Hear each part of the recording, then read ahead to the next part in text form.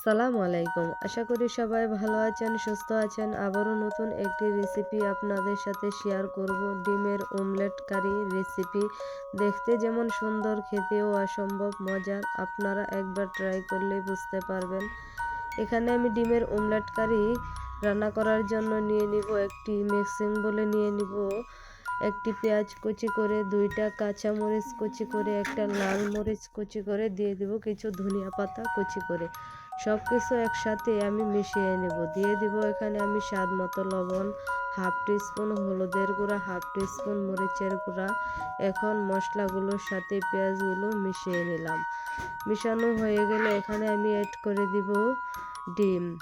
আপনারা ডিম আপনাদের পরিমাণ মতো দিতে পারেন, কম বেশি করে দিতে পারেন, 2টা বা 4টা আপনারা রান্না করে নিতে পারেন। এখানে আমি অ্যাড করব 3টা ডিম।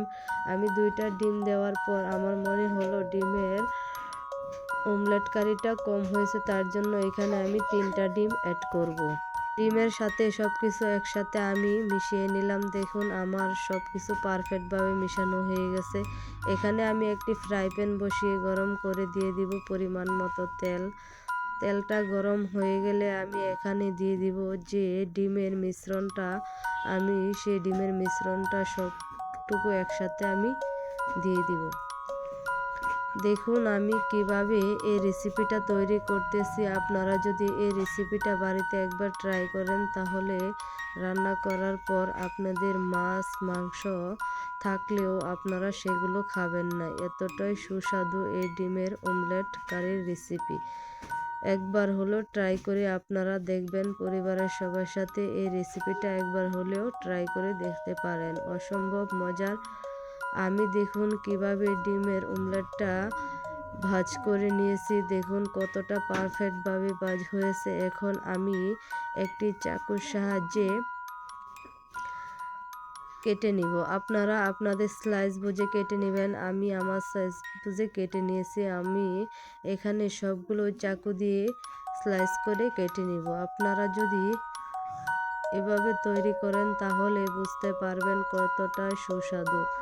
আমি সবগুলো ডিমের স্লাইস উঠিয়ে নিব। এখন আমি কড়াইতে দিয়ে দিব পরিমাণ মতো তেল। তেল দেওয়া গরম হয়ে গেলে এখানে আমি অ্যাড করব 2 চামচের মতো পেঁয়াজ রসুন বাটা। পেঁয়াজ রসুন বাটা আমি হালকা ব্রাউন করে ভেজে নিব।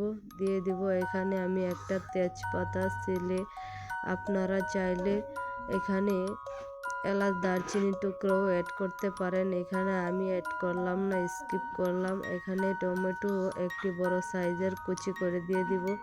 দিয়ে দিব হাফ টিস্পুন হলুদের গুঁড়া, হাফ টিস্পুন মরিচের গুঁড়া, দিয়ে দিব হাফ টিস্পুন জিরার গুঁড়া, দিয়ে দিব 1 টেবিল চামচের মতো আদা বাটা।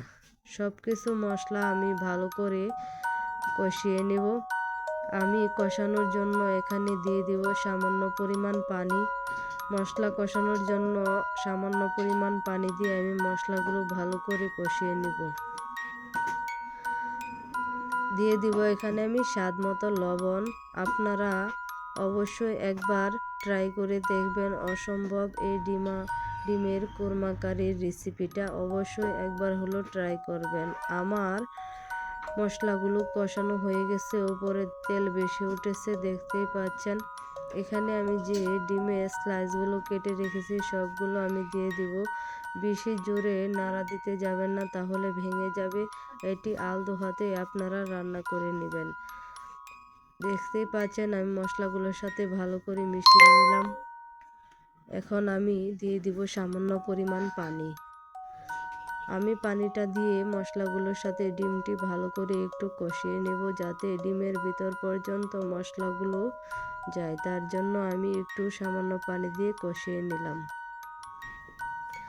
এখানে আমি দিয়ে দিব 2টা কাঁচামরিচ ফালি করে, অনেক ঘ্রাণ সুগন্ধির জন্য দিয়ে দিব কিছু ধনিয়া পাতা কুচি করে। আপনাদের হাতের কাছে থাকলে দিতে পারেন, না থাকলে স্কিপ করতে পারেন। এবার সব কিছু আমি মিশিয়ে ভালো করে একটু ঝাল করে নিব। আমার রান্নাটা দেখতেই পাচ্ছেন, অল্প সময়ের মধ্যে আমি ডিমের কোরমা কারির রেসিপিটা তৈরি করে নিলাম। আপনাদের মাছ মাংস ঘরে না থাকলে এই রেসিপিটা আপনারা পরিবারের সবার সাথে শেয়ার করতে পারেন, এই সবাই পছন্দ করবে। এতটাই সুস্বাদু, আপনারা একবার হলেও ট্রাই করে দেখবেন। আশা করি আমার ভিডিওটা ভালো লাগে, সবাই লাইক করবেন। আল্লাহ।